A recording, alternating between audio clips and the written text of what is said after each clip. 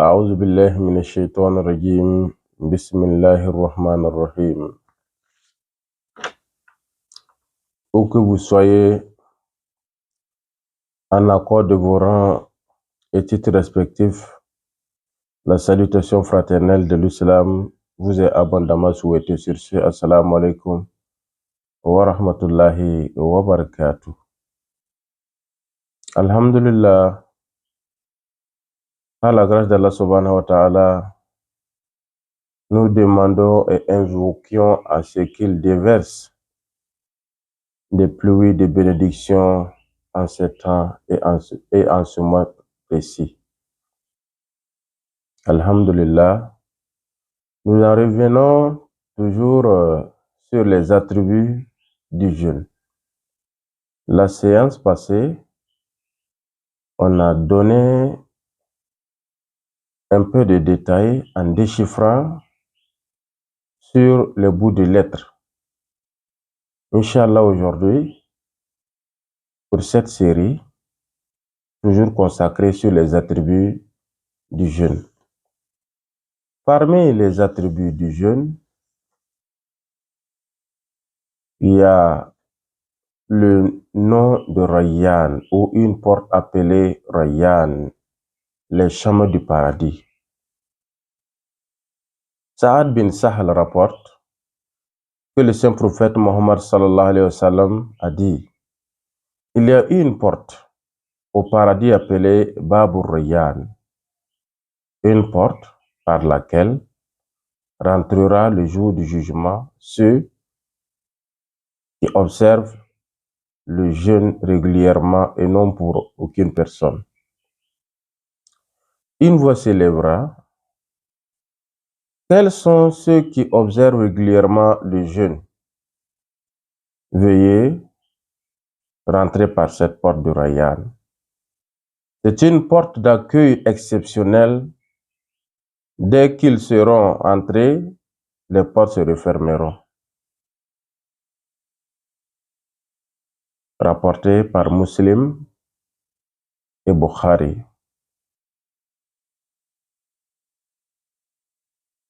Un autre attribut du jeûne est que le saint prophète Mohammed sallallahu alayhi wa sallam, sur le Ramadan, a adressé un sermon le dernier jour du mois de Shaban. Il en découle: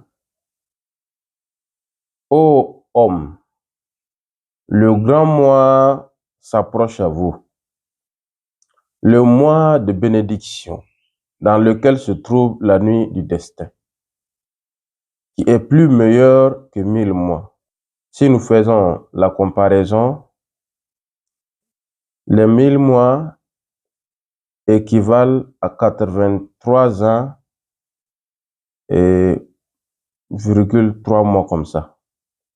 Donc à peu près, si nous allons l'arrondir, à peu près 100 ans. Voilà, un siècle. Observer le jeûne durant le mois de Ramadan est obligatoire de grâce à Dieu.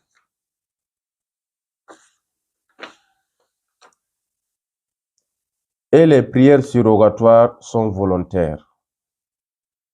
Quiconque prend part dans les bonnes œuvres sera tout comme s'il accomplissait un acte rituel dans les autres mois.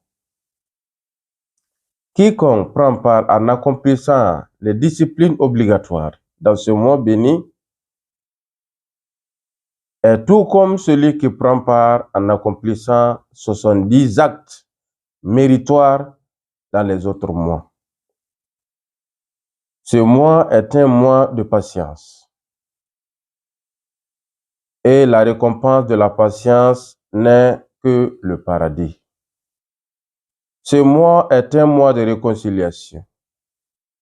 Et le mois dans lequel la richesse du fidèle croyant se propulse davantage. Celui qui nourrit le jeûneur pendant la rupture aura ses péchés pardonnés. sera épargné du feu de l'enfer et aura une récompense équivalente de celui qui observe le jeûne sans l'en déduire de sa portion de bénédiction. Et nous demandâmes au prophète d'Allah, ce n'est pas tout le monde qui sera à mesure d'avoir des moyens pour aider les jeûneurs pendant la rupture. Le saint prophète répondit à cela,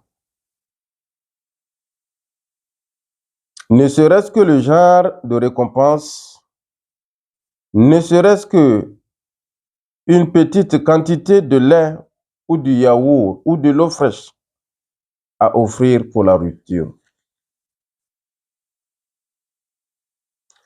Quiconque satisfait un jeûneur avec un repas splendide sera abreuvé de mes sources d'eau auxquelles il n'aura plus soif le jour où il entrera au paradis. Les 10 premiers jours du mois de jeûne comportent la miséricorde d'Allah subhanahu wa ta'ala. Son milieu comporte l'absolution des péchés. Et les 10 derniers jours comportent la libération du joug de l'enfer. Quiconque parmi les maîtres des esclaves allège ses travaux sera pardonné par Dieu et sera libéré du feu de l'enfer. Il y a un autre point du Ramadan qui est, c'est-à-dire les attributs du Ramadan. Le Ramadan est une discipline sans égale. Abu Amama rapporte qu'il demanda au saint prophète sallallahu alayhi wa sallam de lui prodiguer des conseils auxquels ils lui seront utiles de la part d'Allah subhanahu wa ta'ala. Le saint prophète lui répondit, observe le jeûne, car il n'y a rien d'autre de précieux comme ceci. Inch'Allah, qu'Allah nous bénisse et qu'il fructifie nos efforts pendant ce mois. Qu'il nous bénisse abondamment. Sur ce, nous serons à la prochaine série pour d'autres éclaircissements par rapport au jeûne. Sur ce, assalamu alaikum wa rahmatullahi wa barakatuh.